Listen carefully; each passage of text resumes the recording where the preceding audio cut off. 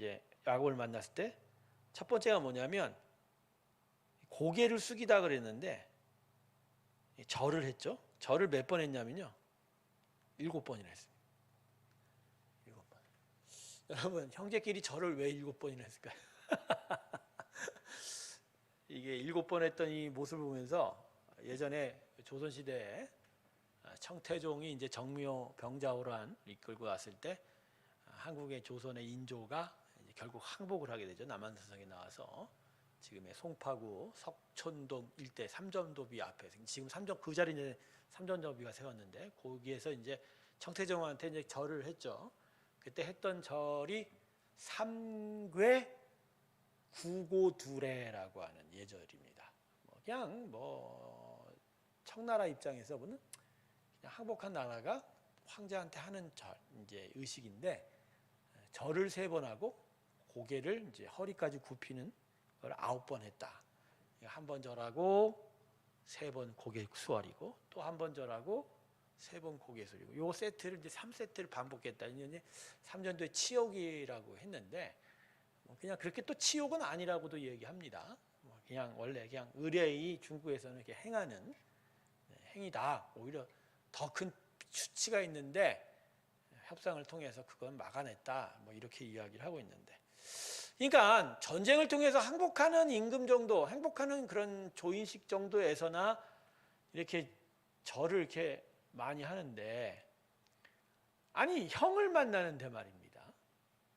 야곱이 형한테 절을 몇 번 하냐? 7번을 했다라는 거, 고개를. 이게 과연 어떤 마음일까?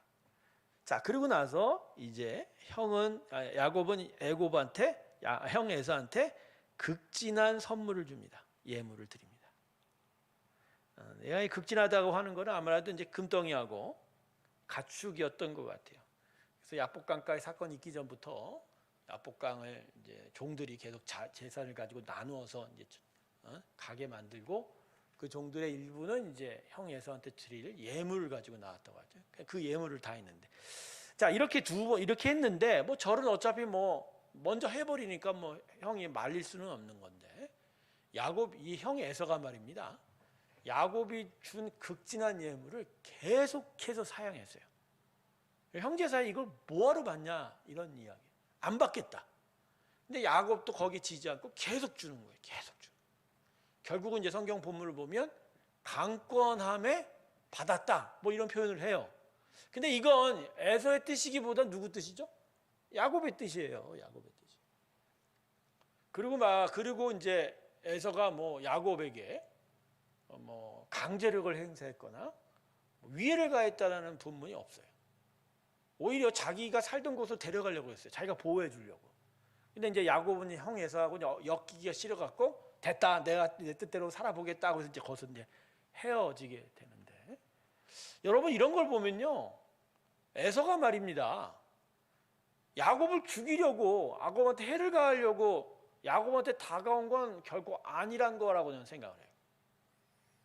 그러니까 야곱이 지금 겁을 먹은 건 지레 겁먹은 거죠. 자기의 두려움이지 진짜 실제로 있는 두려움이냐라는 거죠.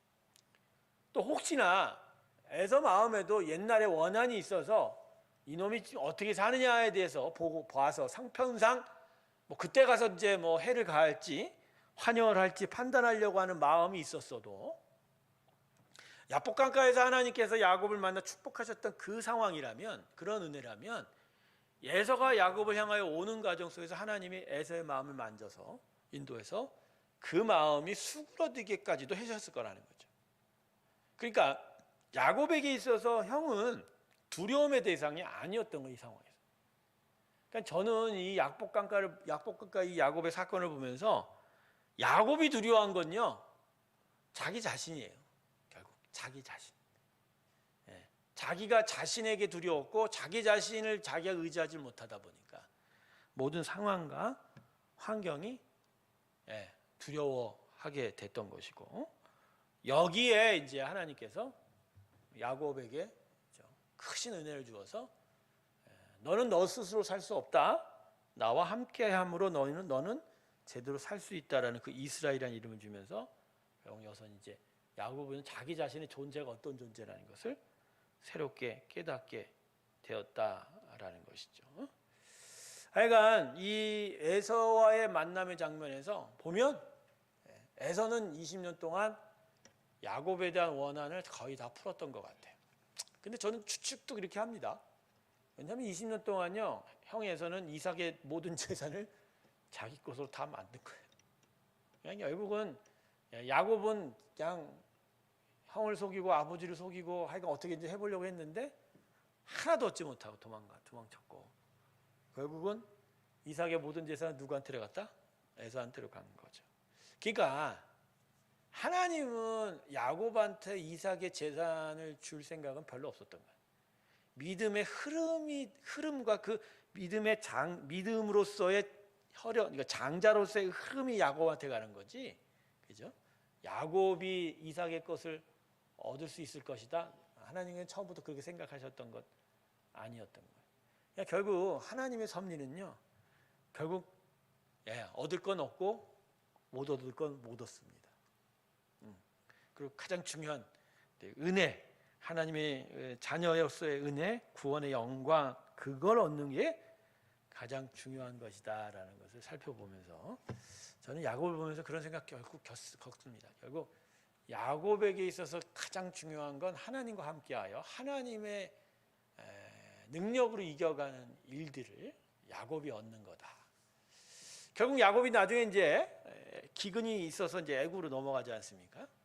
여러분 그 인생을 보면요, 진짜 바로 앞에서 야곱이 고백했던 험악한 인생을 살았다는 고백이 맞아요. 자, 여러분, 야곱이 결국 애굽에 가서 라암셋에 이제 정착을 하게 되는 그 과정 속에서 결국 야곱에게 남긴 게 결국 뭘까요?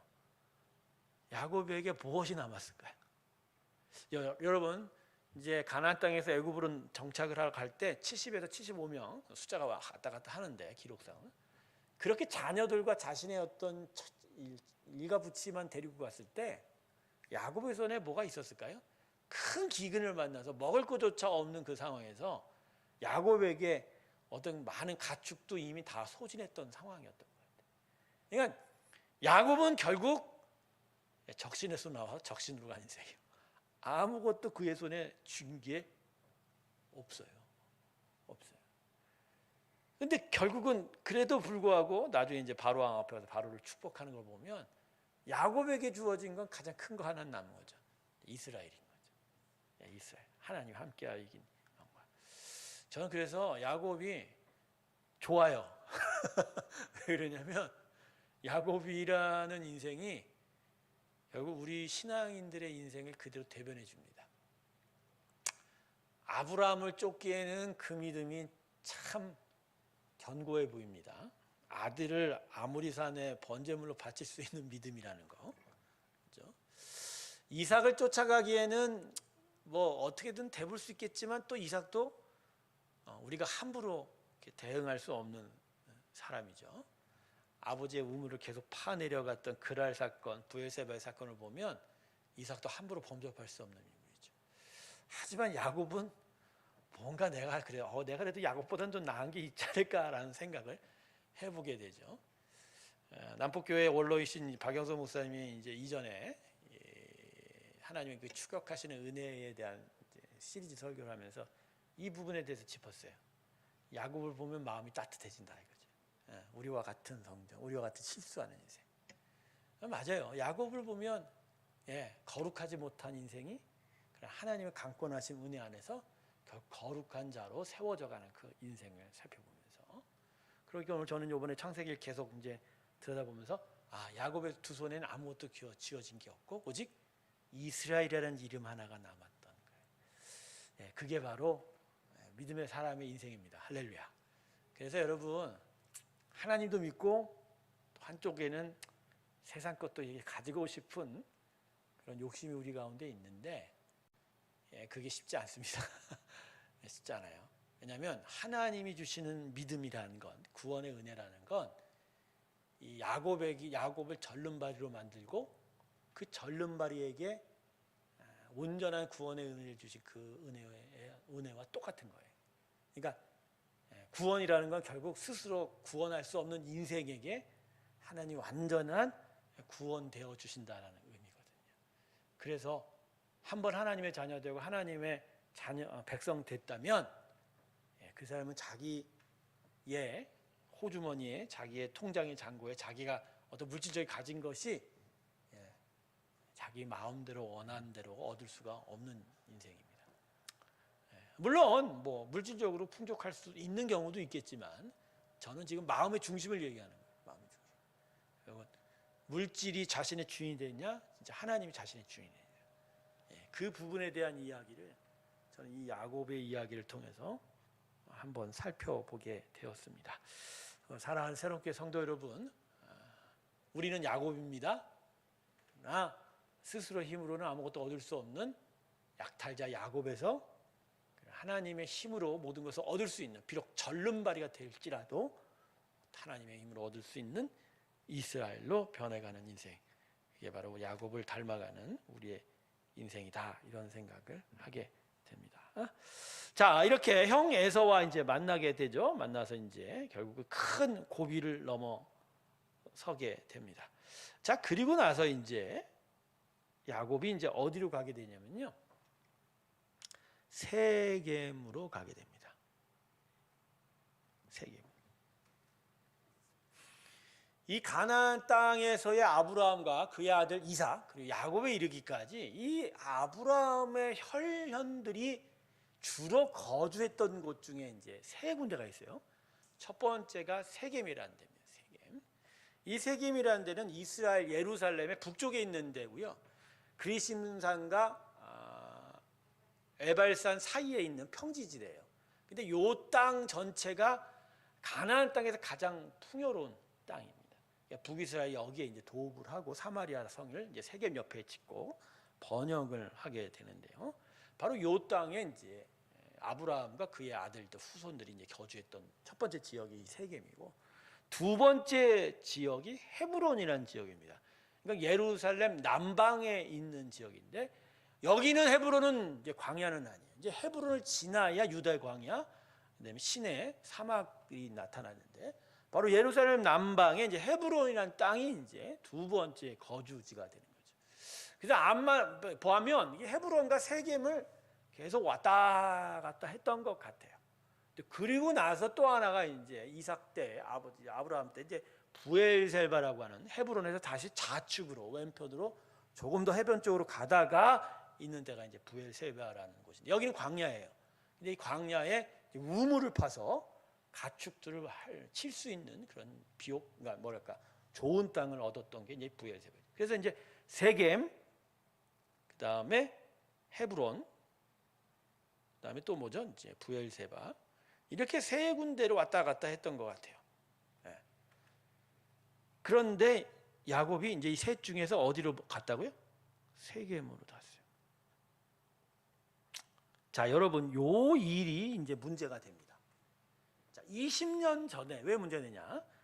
야곱이 하란으로 쫓겨갈 때 그 두렵고 외로운 마음에 돌베개를 베고 노숙을 하던 때 하나님이 하늘에서부터 사닥다리를 통해서 내려오시는 환상을 보면서 그때 야곱이 하나님께 기도하죠. 하나님, 나를 안전하게 고향으로 다시 돌아오게 해주면 나는 지금 여기 이 자리에서 예배하겠다.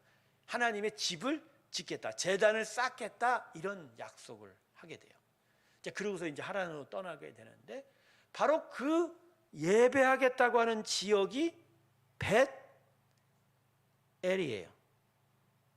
벳은 집이라는 의미고 엘은 하나님이라는 의미입니다. 하나님이라는. 그러니까 이 곳에 하나님의 집을 짓겠다, 이렇게 약속을 한 거예요. 근데 시간은 걸렸지만 결국 하나님이 어떻게 하셨어요? 야곱을 안전하게 고향 땅으로 돌아오게 하셨고, 혼자 갔던 인생인데 4명의 아내와 11명의 12명의 디다가 이름이 났으니까 12명의 자녀와 많은 육축과 종들을 거니고 돌아올 수 있게 해주잖아요. 자, 그러면 당연히 야곱은 어디로 가야 돼요? 먼저 베델로 가야죠. 베델로 가서 감사의 제사를 드리고 그곳에 하나님의 예배의 처소를 세워야 되는 게 당연히 야곱이 해야 할 일이 아닌가요? 그런데 야곱이 그렇지를 않아요. 어디로 가요? 세겜으로 가요. 왜요? 살기에 편하니까. 자기가 이제부터 살았던 곳이고 아버지와 함께 할아버지와 함께 왔다 갔다 하는 곳이거든. 그러니까 거기에 가서 그냥 자기가 일단 정착지를 찾은 거라는 거죠. 자, 지금 야복강가에서 이스라엘이라는 이름을 받았음에도 불구하고 야곱의 방향이 별반 달라지지 않은 거예요. 물론 이제 마음 심령 안에 내가 이제부터 이스라엘이라는 분명한 각인이 되어 있겠지만 그의 발걸음은 여전히 이전과 똑같은 삶의 모습을 가질 수밖에 없는 거죠. 예, 여러분 이 모습을 보면요, 우리의 연약한 신앙의 모습을 다시 볼 수 있어요. 하나님을 만났고 하나님의 은혜를 알고 있지만 그냥 그의 인생의 변화가 아직은 크게 일어나지 않는, 그래서 여전히 이전의 삶의 방식을 그대로 따라가는 일들이 나타나게 되는 거죠. 자, 문제는 이렇게 베델이 아닌 세겜으로 갔을 때 야곱에게 사건이 일어나게 됩니다. 이 사건이 뭐냐? 어떤 사건입니까? 디나라고 하는 자신의 이제 딸에 관한 이제 일이 시작이 됩니다. 자, 야곱의 딸이 이뻤나 봐요. 그러다 보니까 이제 세겜에 거주가 있었는데 뭐 세겜도 뭐 야곱의 땅이 아니죠. 잠깐 자신의 할아버지 아버지와 거주했던 것이지만 이 땅에 살고 있는 원주민들이 있겠죠. 그 이방 족속들이 이 디나를 보고 혹심을 품게 된 거예요. 그래서 이 땅에 살고 있는 족속 이름을 이제 세겜 족속이라고 히위 족속이라고 하는데, 이 히위 족속 추장의 하몰의 아들이 세겜이라는 사람이 있어요. 이 세겜이 디나를 갑자기 어떻게 합니까? 이런 시간에 얘기하기 좀 그렇지만 강간을 하게 됩니다. 강제 추행을 하게 되죠. 너무 이쁘니까. 힘으로 디나를 넘어뜨린 거예요. 그런데 이제 이 세겜이라는 애가 뭐 장난 삼아서 자기 힘을 과시하고자 했던 것만큼은 아닌 것 같아요. 강제로 디나를 이제 추행을 했지만 그거에 대한 자기 책임을 지려고 한 것 같아요. 그래서 나는 세겜 디나와 한테 혼인하겠다, 장가가겠다, 결혼하겠다. 자, 그래서 그 허락을 받고자 야곱에게 찾아오게 됩니다. 근데 이제 자기 혼자 갈 수 없어서 자기의 아버지, 그러니까 세겜 전체의 추장이었던, 족속의 장이었던 하몰과 함께 이제 야곱한테 가서 허락을 얻으려고 합니다. 이제 문제는 바로 이들의 이 일들에 대해서 이 야곱의 아들들이 분노하게 된 거예요. 일종의 자존감이 상했던 것 같아요. 자존감. 이방 족속인데다가 자기들의 힘으로 자기 어여쁜 여동생을 막 뺏어갔으니, 그리고 뺏었으니까 뭐 결혼하겠다 이렇게 왔는데 도무지 자기 이걸 받아들이지를 못한 거예요. 못한 거예요.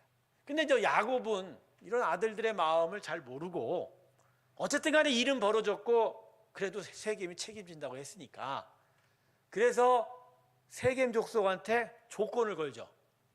뭐라고 조건을 겁니까? 니네 할례해라. 할례를 요구한 거죠. 자, 여러분 이게 무슨 의미죠? 할례를 요구한 게?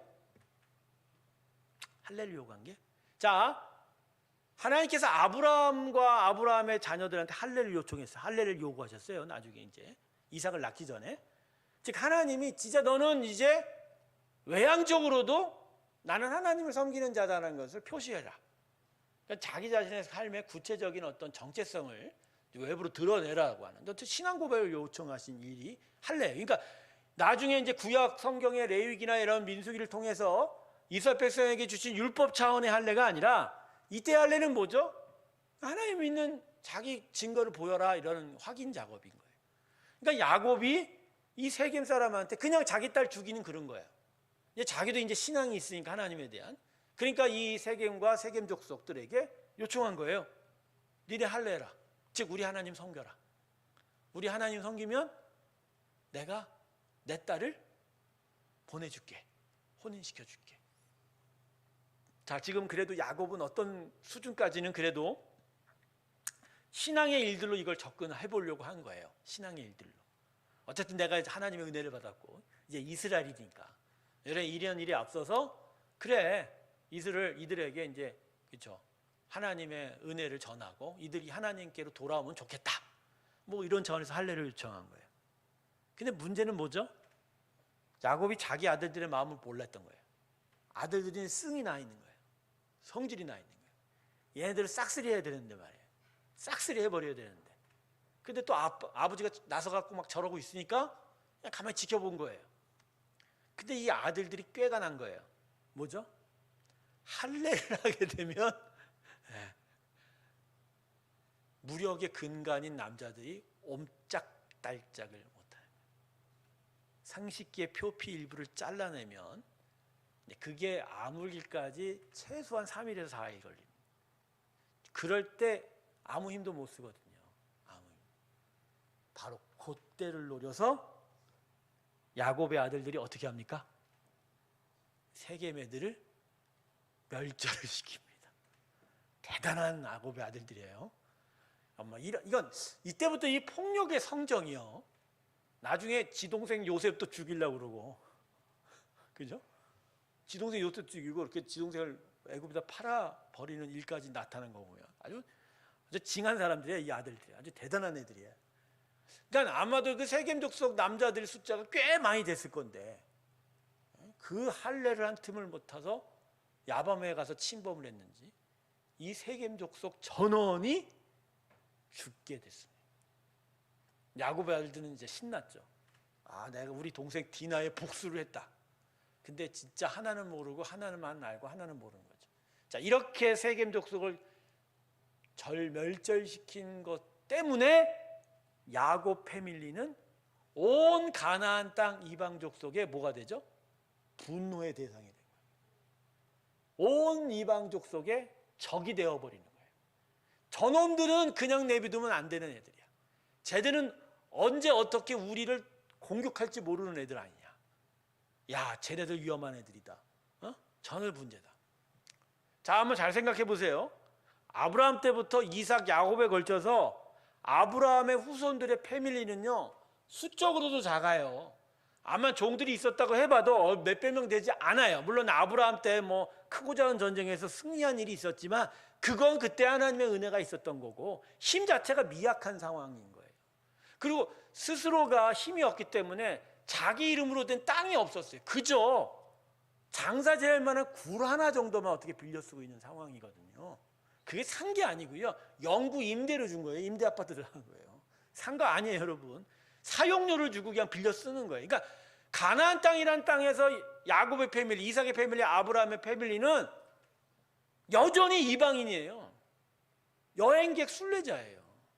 그러니까 극적 어떤 땅에서든지 서로 협력해야 돼요. 타협해야 돼요. 사이 좋게 지내야 돼요.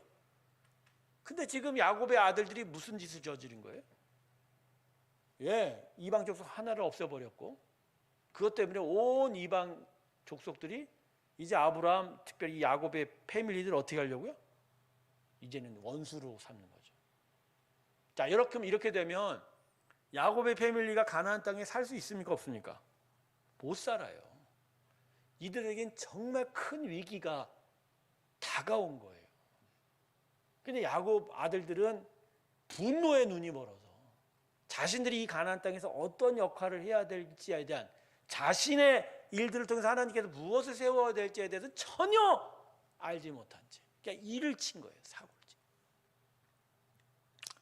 자, 근데 잘 생각해 보세요. 자, 이러한 지금 비극이요. 왜 일어났죠? 결국 그 첫 번째 시작이 뭐죠?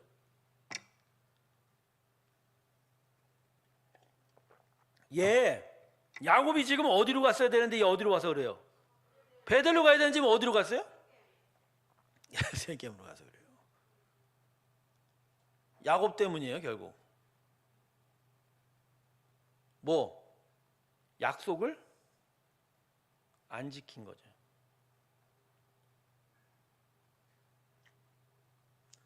야곱이 세겜에 안 갔으면 디나가 추행을 당할 수 있었어요. 디나가 추행을 안 당했으면 세겜 족속을 죽일 이유도 없죠. 싸울 이유도 없는 거죠. 베델에다 제단을 쌓고 난 이후에 하나님을 향한 자신의 신앙을 지킨 이후에 세겜에 갔어도 문제가 아니었어요. 제가 그래서 잠시 이제 상식을 드리면 세겜은 평지예요. 베델은 언덕이에요. 그래서 베델이라는 곳은 사람 사는 데 적합한 곳이기보단 예배의 산지인 거예요. 그러니까 하나님께서 세겜이란 땅은 결국 이들에게 정착지로서 열어주고자 하는 땅 중에 하나였어요. 그러니까 나중에 갈 수 있는 데예요. 나중에 이제 야곱이 이제 헤브론까지 가게 되죠. 문제는 베델이란 땅은 사람 살기엔 적합하지 않는, 당시에는 그냥 산지였던 땅이에요.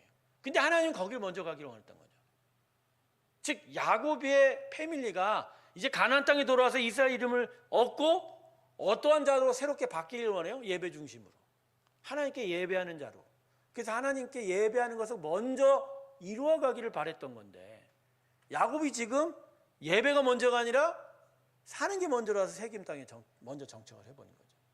결국 근데 살아가는 일들 통해서 결국 디나 사건 통해서 문제가 일어나게 되고 결국 이 문제가 아주 큰 문제로 발전하게 되면서 야곱 패밀리들이, 야곱의 아들 패밀리 가족들이 이 가나안 땅에서 사냐 마냐 절체절명의 위기에 빠지게 됩니다. 여러분, 이 사건은요 그냥 지나칠 수 있는 사건이 아니에요. 우리의 믿음의 삶에서 이런 사건이 비일비재합니다. 뭐냐? 예배 중심, 하나님 중심으로 살지 않고 여전히 자기가 세상에서 사는 중심으로 살다가 결국 하나님의 은혜, 이스라엘의 그 이름의 은혜를 누리지도 못하고 살아가는 비참한 인생들이 사는 신앙인들이 꽤 많다는 거예요. 하나님이 우리 안에 주시는 은혜는 질서도 만들어내요. 즉 중심을 바꾸고 무엇을 먼저 택해야 될지 우선순위도 바꿉니다. 그러면서 중심과 우선순위가 바뀌면서 삶의 내용도 바뀌어가는 게 우리의 삶인 거예요. 다시 제가 여기다 쓸게요. 먼저 중심이 바뀌어요. 중심이 누구죠? 하나님이죠. 그 다음에 우선순위가 바뀝니다. 세상이 아니라 뭐가 먼저죠? 예배가 먼저죠. 그럼 사는 내용이 달라요. 세상을 사는 게 아니라 거룩하게 살죠. 경건하게 사는 거죠. 바로 이러한 질서들을 세워가는 게 신앙인데 이것들이 세워지지 못하니까. 그래서 여러분, 예수 믿는 사람은요 결국은 사는 게 옮겨가야 돼요. 바뀌어요. 바뀌게 돼 있어요. 바뀌어야 돼요. 그래서 예수 믿는 사람은 결국 이사 가야 됩니다. 자, 제가 지금 무슨 얘기를 하냐? 어떤 이사죠? 무빙이라고 그러는데 이거를 이게 주제예요. 신학 주제. 우리는 이제 이사라고 표현하는데 세상에서 하나님의 나라로 옮겨가야 돼요. 같은 이 땅에 두 발을 짚고 살아도 살아가는 터전이 이전에 그냥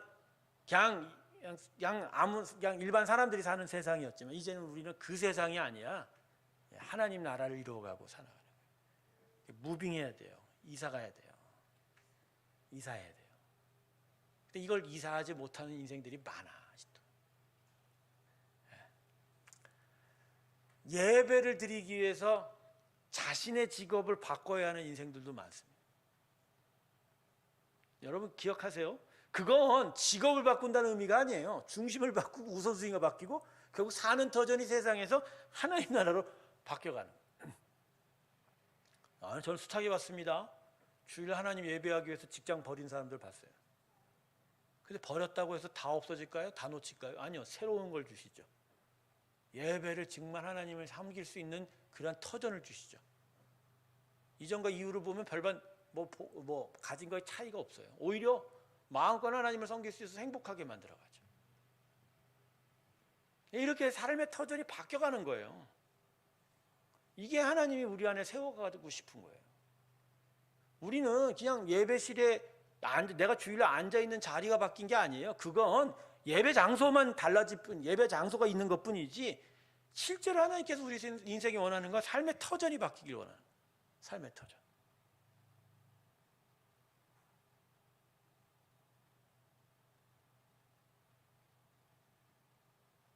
여러분, 그래서 직업이요, 이게 중요합니다. 이 직업은요, 이전에는 돈 때문에 다녔지만 이제는 달라요. 하나님의 부르심이에요. 사명으로 다니는 거예요. 가령 똑같은 직장을 다녀도요, 예수 믿기 전에는 내 가족 먹여 살리고 물질을 공급받기 위해서 직업을 택했다면, 예수 믿고 난 다음에 직업은 나에게 원하는, 내가 얻어야 될 물질은 하나님 책임지는 거고, 난 그 직장이 내가 복음을 전하고 복음으로 살아가야 될 내 사명의 터전이 되는 거예요. 그러니까 중심과 우선순위가 바뀌어버리게 되는 거죠. 이렇게 되면 이제 예배 중심이고 말씀 중심이고 기도 중심으로 바뀌어가는 일들이 나타나요. 그러니까 야곱에게 지금 부딪힌 일이 바로 이 문제였던 거예요. 이 문제. 이 문제. 이스라엘이라는 이름을 줬다면 야곱이 당연히 베델 중심으로, 예배 중심으로 살아야 되는데, 사는 게 당장 먼저 중요했는지 세겜으로 살았으니, 제가 볼 땐 하나님이 의도했다라기보단 디나가 강제로 추행당하는 걸 내버려 뒀던 것 같아요. 이유가 뭘까? 얘네들 고쳐야 되니까. 그래서요, 야곱이요, 유별나게 약탈적인 인생을 많이 살았잖아요. 형도 숙이고 아버지도 숙이고 하란가 갖고, 사실 거기서도 사실은 라반과 여러 가지 갈등을 피운 상황인데, 그러다 보니까 하나님이 과도하게 개입하신 건 사실인 것 같아요. 과도하게. 야곱의 인생의 또 다른 특징 하나 얘기하면 하나님의 개입입니다. 아주 과도한 개입이죠. 고관절을 어긋나게 살짝 만져주신 그 하나님의 은혜. 그러니까 디나까지도 제가 볼 땐 이러한 상황이었던 것 같아요. 자, 결국 이러한 상황 속에서 어떤 해결책이 나오죠? 여기서 드디어 야곱이 정신 차리는 모습을 보여줍니다. 이전 같았으면 또 다른 생각을 했을 것인데, 뭔가 인간적인 방법들, 자기가 무엇을 할 수 있을까를 살펴봤는데, 이땐 두 손 두 발 다 듭니다.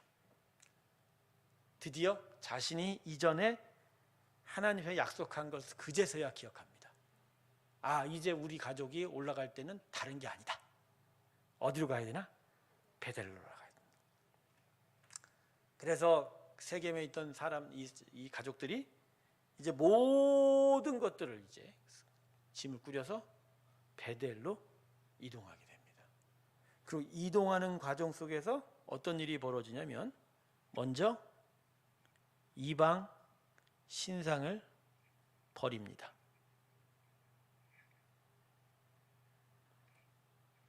자, 드라빔이 어떻게 됐을까요? 라헬이 가져온 드라빔이 어떻게 됐을까요? 요 전까지는 라헬이 갖고 있을까요? 없을까요? 갖고 있었죠. 그러나 이때 드라빔도 버리게 되는 거예요. 그 다음에 정결케 됐다고 했습니다.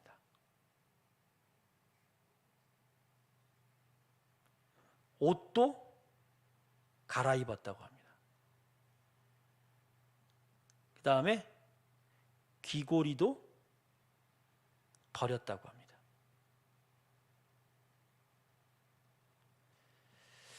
재밌죠? 귀고리는 왜 버렸을까요? 귀고리 왜 버렸을까요? 자, 이때 당시의 문화에 이 귀고리는 대부분이 뭘 매달았을까요? 네, 이방 신상을 매달았을 가능성이 커요. 즉, 귀고리가 장식용이기보다 우상을 섬기는 의미를 같이 가졌을 가능성이 매우 큽니다. 그러니까 귀고리를 어떻게 했다? 버렸다. 그것도 이방우상이니까. 그래서 이걸 네 가지를 행하면서 결국 올라가서 베델에서 뭘 했다고죠? 제단을 쌓고 예배했다고 했습니다. 제사 드렸다. 할렐루야.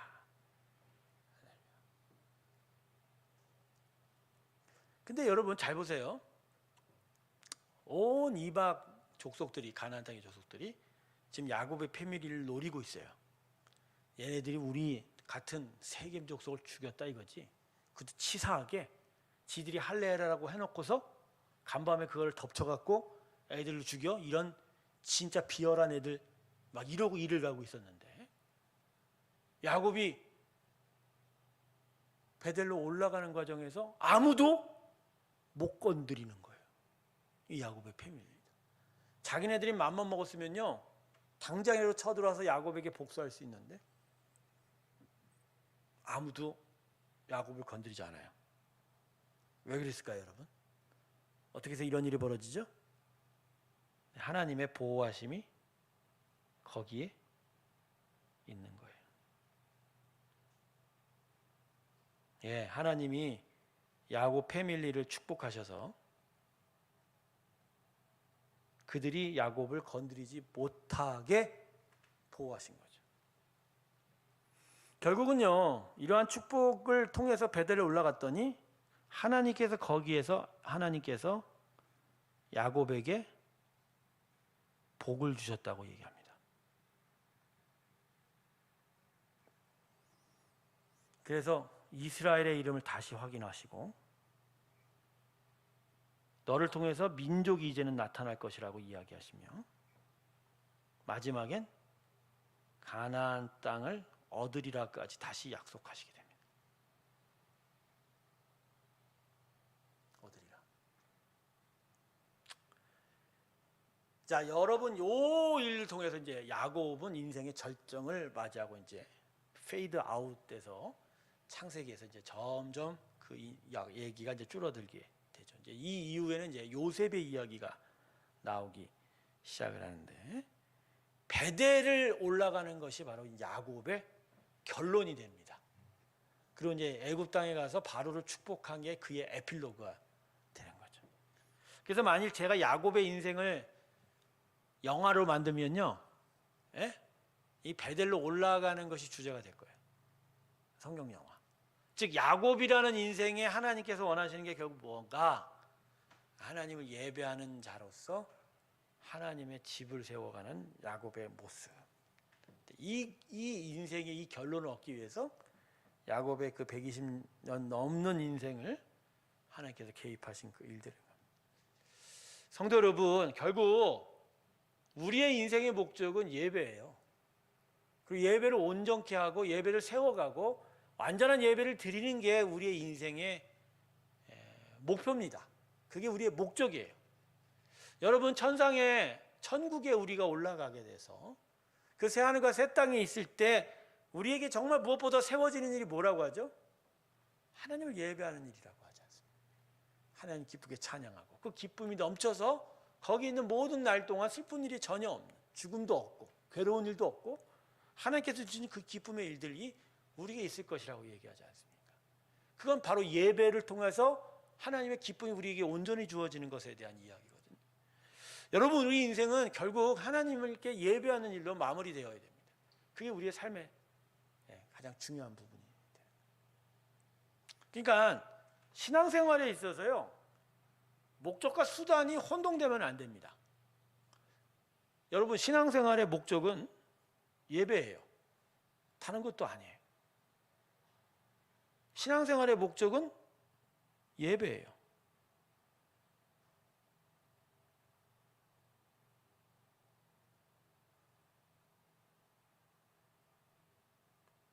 예배를 위해서 신앙생활을 하는 거예요. 예배를 세우기 위해서 신앙의 삶을 사는 거예요. 심지어 예배를 세우기 위해서 우리가 훈련도 받고 하나님의 개입도 받고 여러 가지 일들을 겪게 되는 거죠. 이게 우리의 주제예요. 근데 어떤 신앙인들은 예배가 수단이 돼요. 내가 예배를 통해서 무엇을 받을까? 무엇을 얻을까? 여러분, 이거 잘못된 거예요. 예배는 수단도 아닙니다. 예배는 보상의 대가도 아닙니다. 예배는 우리 안에 어떤 방법도 아니에요. 예배는 그냥 예배예요. 그냥 내가 사는 게 예배여야 돼요. 내 삶의 전부가 뭐가 돼야 돼요? 예배여야 돼요. 가령 주일을 예배라는 데 오면 그냥 하나님을 그냥 찬양하는 거예요. 그걸로 끝이에요. 내가 이렇게 찬양하면 하나님 나한테 뭘 주겠지?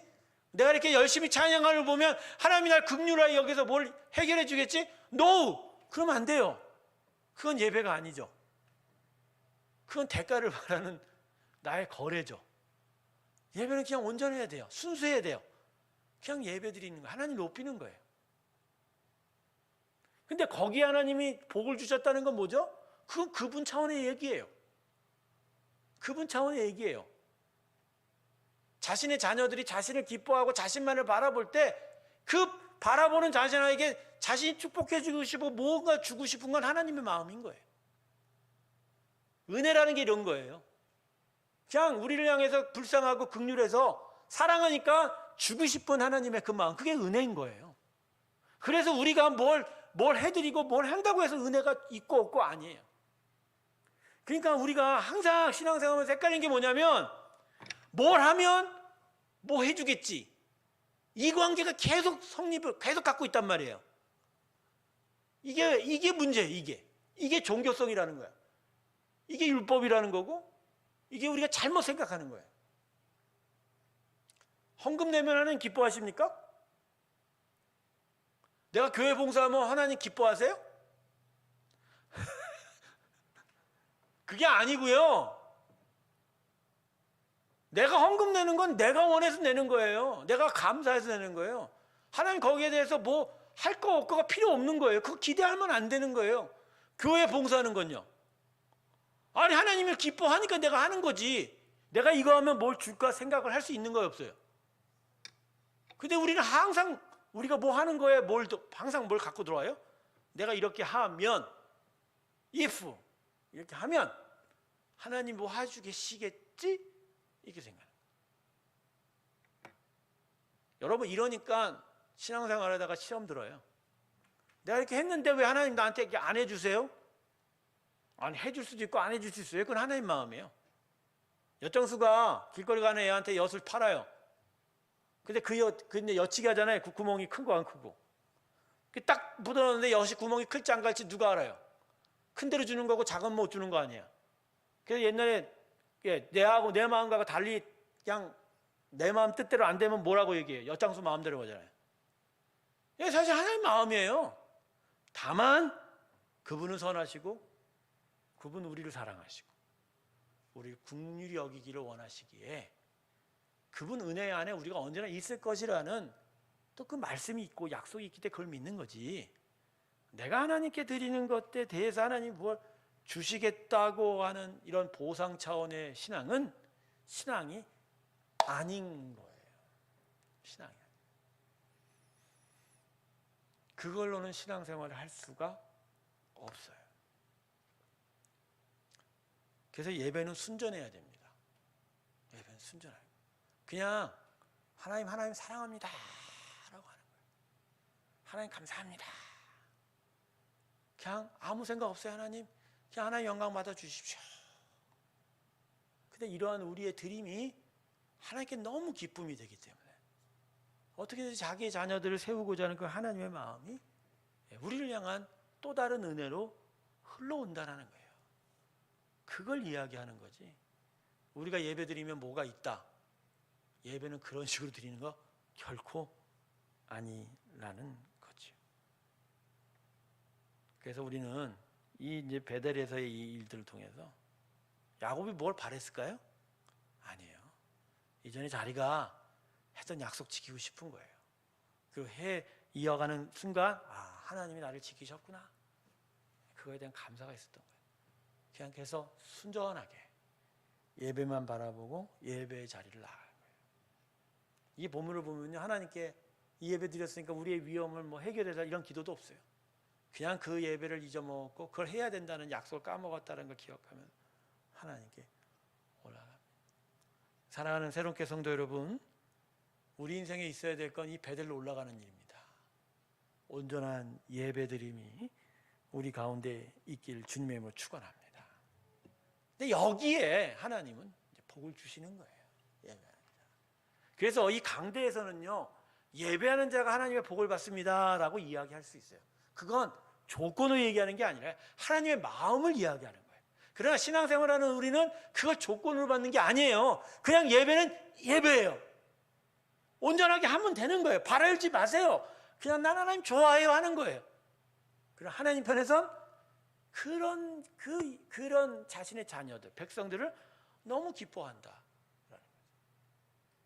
그러니까 우리가 이게 종교성에 찌들어 있어서요, 뭔가 대가를 받고 뭔가 이 종교를 통해서 뭔가 내가 부족한 걸 얻어보려고 하는 그 욕구가 있거든요. 우리는 종교 아닙니다. 우리 하나님은 종교의 대상 아닙니다. 우리 하나님은 우상도 아니십니다. 그분은 우리를 만드셨을 뿐만 아니라 지금도 가장 선하게 인도하시고 다스리시는 유일하신 하나님입니다. 그러기에 언제 어떤 순간에도 그분은 우리에게 예배 받으실 수밖에 없는 분이다. 할렐루야. 자, 이렇게 이제 야곱의 인생이 이제 정리가 됩니다. 그리고 나서 이제 야곱의 인생이 이제 마지막 페이드 아웃이 되게 되죠. 이제 어떤 일들이 일어나냐면, 이 베델로 올라간 이후에 큰 사건 하나가 또 벌어집니다. 그게 뭐냐면 자신이 사랑했던 라헬이 죽습니다. 야곱이 100세 때입니다. 그리고 좀 20년 있다가 그의 아버지 이삭이 죽습니다. 126세 무렵입니다. 아마 요때쯤 이제 야곱의 패밀리가 이제 세겜에서 베델에서 어디로 갔냐? 헤브론으로 내려갔던 것 같아요. 헤브론. 그러고 나서 이제 헤브론으로 내려가면서 이제 이야기는 이제 요셉 편으로 넘어가죠. 하지만 이제 이 요셉의 이야기를 통해서 간간히 야곱이 등장하죠. 예, 요셉의 아버지로 등장하죠. 베냐민의 아버지로 등장하고, 이제 바로왕 앞에서 마지막으로 이제 축복하는 모습으로 등장하게 되죠. 결국 야곱은 가나안 땅에 태어났지만 죽음은 어디서 죽습니까? 애굽으로 가게 됩니다. 그래서 고센 땅에 사는데 147세에 죽게 됩니다. 하지만 그의 시체는 애굽 땅에 묻히지 않습니다.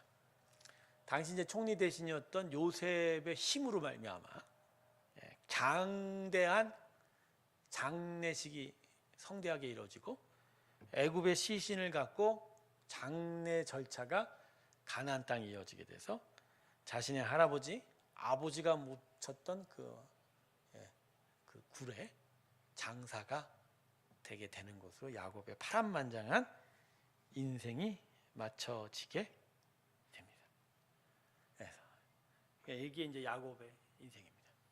마지막으로 정리하면, 야곱이라는 인생은요, 스스로 뭘 얻으려다가 스스로의 꾀에 빠져 낭패를 본 인생. 하지만 그 인생을 어떻게든지 믿음의 후손으로 세우고자 하는 하나님의 은혜, 그것이 이스라엘이라는 축복을 허락하셨고, 결국 그의 인생은 결국 이삭의 아들 아브라함의 손자로서 믿음의 족장으로 세워져가는 인생이 되었다. 이것이 이제 야곱에게 있어서 중요한 이야기라고 할 수가 있겠습니다. 자, 여기까지 오늘 하고요. 다음 주에 이제부터 요셉에 대해서 살펴보려고 합니다. 자, 요셉에 대해서 이제 한 몇 시간을 좀 나눠봐야 될 건데, 계획은 2번 나눠서 하려고 했는데 뭐 하다 보면 늘어질 수도 있고요.